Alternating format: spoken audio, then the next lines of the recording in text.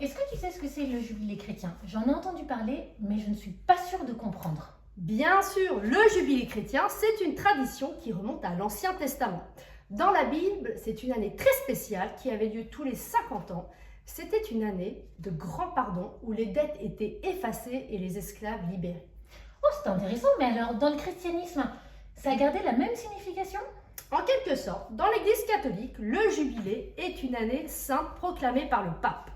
C'est une période de grâce spéciale où les croyants sont invités à renouveler leur foi et à chercher la réconciliation avec Dieu.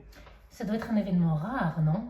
Absolument. Les jubilés ordinaires se tiennent tous les 25 ans et les jubilés extraordinaires qui peuvent être proclamés à des moments spécifiques. Mais pourquoi tous les 25 ans? Alors au début, les jubilés devaient avoir lieu tous les 100 ans. Mais cette fréquence a été raccourcie à 25 ans pour que chaque croyant ait la possibilité d'en vivre un au cours de sa vie. Ainsi, chaque génération pourra vivre au moins un jubilé dans sa vie.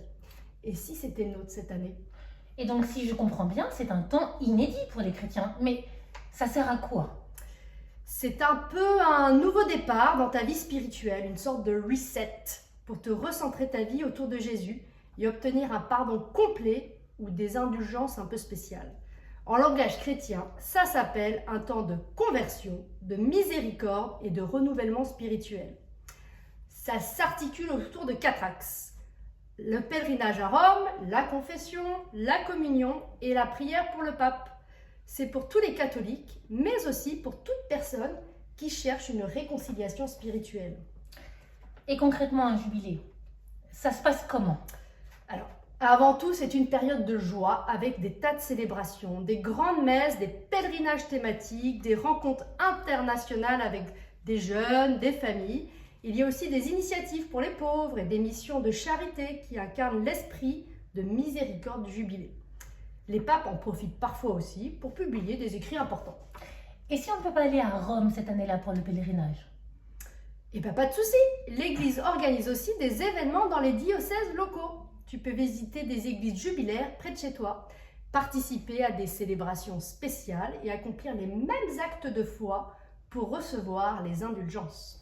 D'accord, donc en fait, même à distance, on peut vivre ce jubilé. Exactement, c'est un moment de grâce accessible à tous, où qu'ils soient.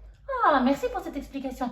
Ça donne envie d'en apprendre un petit peu plus et de participer. Avec plaisir, n'hésite pas à te renseigner auprès de Notre-Dame de France et de l'Aumônerie, car plein d'activités sont déjà prévues.